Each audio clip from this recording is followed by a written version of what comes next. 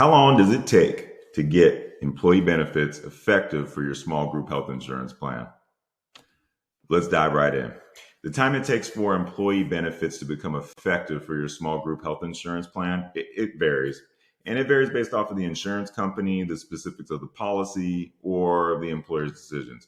However, there are some general guidelines we can go by, and I'll give you 6 of them, 6 of the main ones. So first is the waiting period.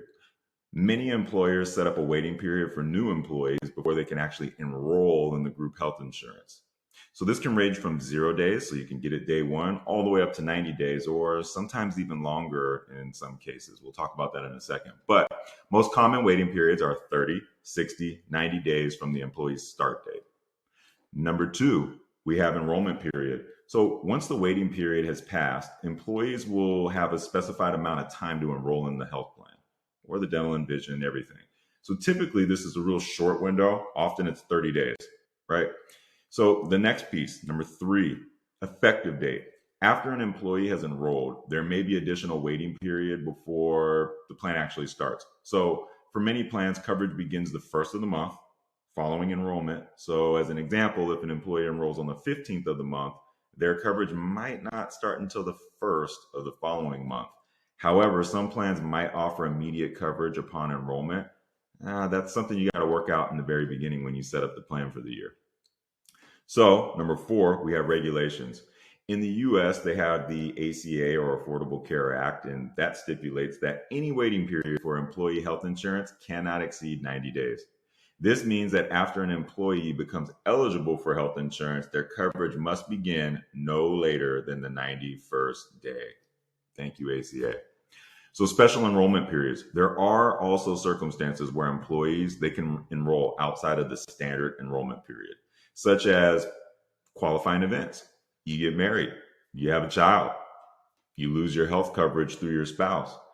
In these cases, the effective dates, they can vary, but usually they're faster than the standard timeline given the circumstances.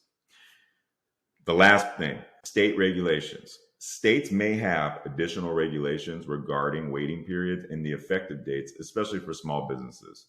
So you want to look at your headquarters state. That usually governs a lot of the guidelines that you have to look at.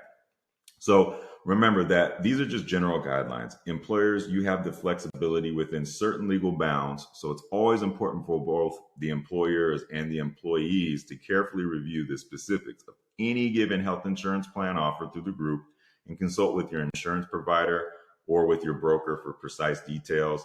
And also, last little tidbit of advice.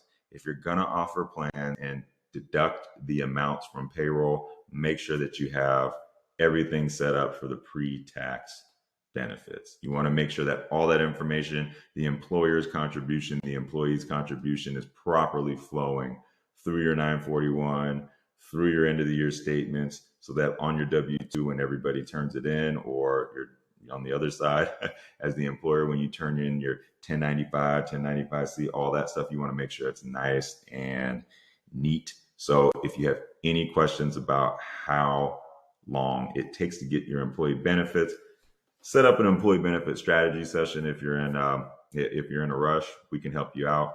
Let me know if you have any other questions. I hope you guys have a great day.